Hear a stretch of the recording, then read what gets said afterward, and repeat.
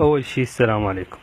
حتى أدخل بالموضوع مباشرة وما أطول عليكم الحكي، من الواضح أن المدرب عبد الغني شهد يلعب بطريقة 4-1-4-1. طبعا طريقة حديثة مستخدمة على مستوى العالم، بس تعتبر مبتكرة بعض الشيء بالنسبة لمنتخباتنا الوطنية، ولأول مرة تطبق بالاعتماد على لاعب ارتكاز واحد اللي هو صفاء هادي، واللي يقوم بمهام كبيرة جدا.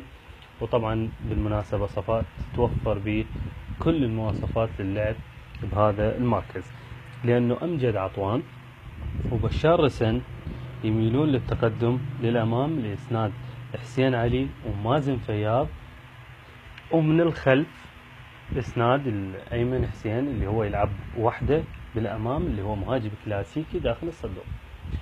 أسلوب لعب منتخبنا طبعا واضح جدا، الاعتماد على أطراف بشكل كبير، مازن فياض وحسين علي، اعتماد على سرعاتهم على العرضيات، وأيضا من الخلف على علاء مهاوي وحمزة عدنان. طبعا الملاحظات راح تجي بعدين. المهم هذا هو الواضح بطريقة لعب منتخبنا. قلنا 4-1-4-1 هي الطريقة المتبعة، لكن قد تتحول في بعض الأحيان إلى 4-1-2-3 عندما يتقدم حسين علي ومازن فياض للأمام، وقد تتحول أيضا إلى 4-2-1-3 عندما يبقى بشار خلف المهاجمين ويرجع أمجد بجانب صفاء، أو قد تتحول يعني بشكل عام قد تتحول إلى 4-4-2 إذا ما حسبنا أنه بشار كمهاجم ثاني سكند سترايكر خلف أيمن، أو بجانب أيمن مع رجوع أمجد بجانب صفاء. لكن الأقرب هي 4-1-4-1. هذه هي اللي اتبعها منتخبنا، لكن قلنا أنه في بعض الأحيان تصبح 4-1-2-3 مع تقدم مازن وحسين إلى الأمام. هذه هي أغلب النقاط اللي قدرنا نسجلها. طبعا حسين ومازن مطلوب عليهم دور كبير بالمباراة القادمة أمام المنتخب البحريني. المنتخب البحريني راح يلعب بخشونة كبيرة، راح يلعب بقوة كبيرة، راح يبحث عن الفوز بأي طريقة، خصوصا أن منتخبنا معروف منتخب مهارات، ومنتخبهم ما يمتلك المواصفات لاعبي انه يجاري مهارات لاعبين، لذلك اكيد راح يلجأ للخشونة، راح يلجأ للضرب. فعلى منتخبنا الانتباه لهذه النقطة. اتمنى اكون وفقت بتحليل طريقة لعب، فقط طريقة لعب منتخبنا، ما تحدثت عن اي تكتيك ولا تحدثت عن اي جمل أثناء المباراة حسيت أو اللي ممكن نتوقعها راح تصير، لأنه بصراحة المباراة كانت فقيرة تكتيكيا. مباراة أفغانستان ننتظر مباراة البحرين، ننتظر شنو اللي راح يسويه منتخبنا. هذا هو الواضح بطريقة لعب منتخبنا. طيب شلون كان الأداء أمام المنتخب الأفغاني؟ المنتخب الأفغاني منتخب ضعيف بعض الشيء، ما عنده لمحات فنية، ما عنده مستوى فني تكتيكي، وأيضا مهاري على المستوى الفردي. فمنتخبنا قدر يسيطر على المباراة، قدر يستحوذ على أغلب أوقات المباراة بشكل غير معقول وبشكل كبير. طبعا صفاء هادي كان له دور كبير بهالمباراة، وكان من أفضل لاعبين منتخبنا، ثبات، هدوء، سيطرة، قطع للهجمات دائما يبدي من عنده، لأنه مثل ما قلت ونوهت أنه بشار وأمجد كان رجوعهم من الخلف قليل جدا. فبشار طبعا كان يعني أصيب وخرج من المباراة، لكن هناك بعض السلبيات وبعض الإيجابيات اللي قدرت أسجلها على هذه المباراة. أولا من الإيجابيات اللي بمنتخبنا هو أنه فعلا الفريق طبق ما أراد من المدرب بشكل كبير، لعبوا على الأطراف، نجحوا بإيصال كثير من الكرات الأيمن. أيضا كان الإسناد والدخول إلى منطقة الجزاء من قبل أمجد عطوان وبشار رسن، حتى بعد ما دخل محمد جفال اللي أدى مستوى كبير رغم أنه لاعب بديل كان. هذه أغلب الإيجابيات اللي هي طبعا بعض الشيء نقدر نقول قليل. بالنسبة للسلبيات كثيرة، راح نبديها من الخلف. من الخلف إذا بدينا بالنسبة لدور اللاعب عدنان حمزة أو حمزة عدنان عفوا، كان إسناد، لعب العرضيات، تقدم للأمام، كان كله موجود.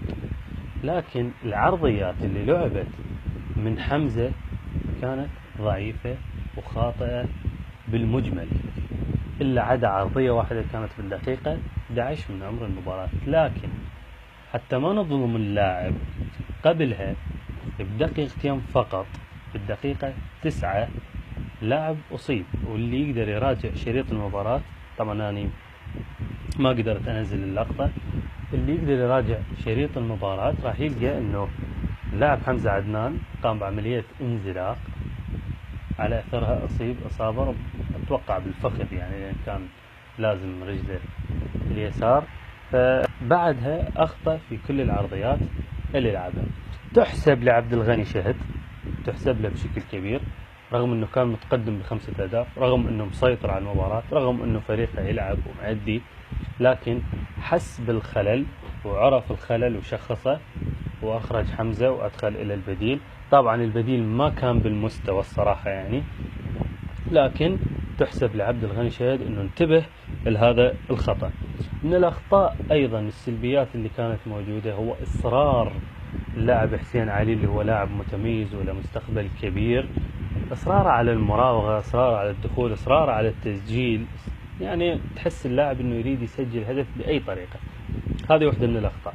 أيضا مازن فياض، النقطة نفسها اللي موجودة بحمزة كانت موجودة بمازن. مازن لاعب رائع جدا، وأيضا له مستقبل، سريع قوي مشاكس، لكن العرضيات أيضا ما كانت كلها مضبوطة من مازن.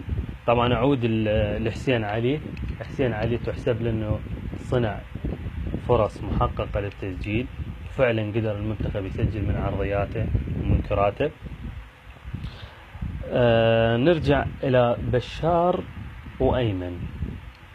إحدى السلبيات واللي تحسب هالمرة على عبد الغني شهد أنه معطي للاعبين دولة حجم كبير، معطيهم يعني عوف الأدوار، معطيهم داخل الملعب حجم كبير. يعني تشوف يعني ملاحظ جدا أنه بشار كان يضرب ضربة الجزاء، بعد خروج بشار لعبها أيمن. هذه مو بالمصادفة. أيضا لو كانت هناك ضربة حرة أكيد راح يصير بشار على لعبها، ضربة ركنية أكيد راح يصير بشار على أنه هو اللي يلعبها.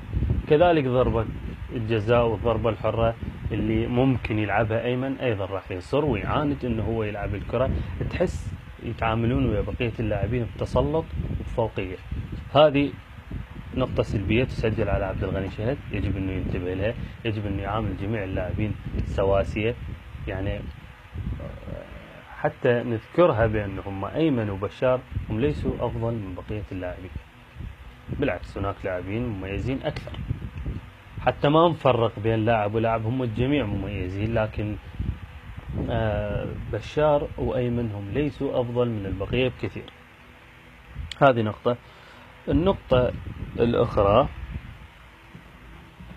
أعتقد يعني طال الوقت، راح أذكر السلبيات بشكل سريع. أن منتخبنا لعب بأنانية بأغلب عناصره، خصوصا حسين ومازن فياض، وحتى بشار قبل ما يطلع، وحتى بعد ما دخل محمد جفال، وحتى لما دخل أحمد محسن أوميجا أيضا كان يلعب بأنانية، كان فقط يريد يسجل.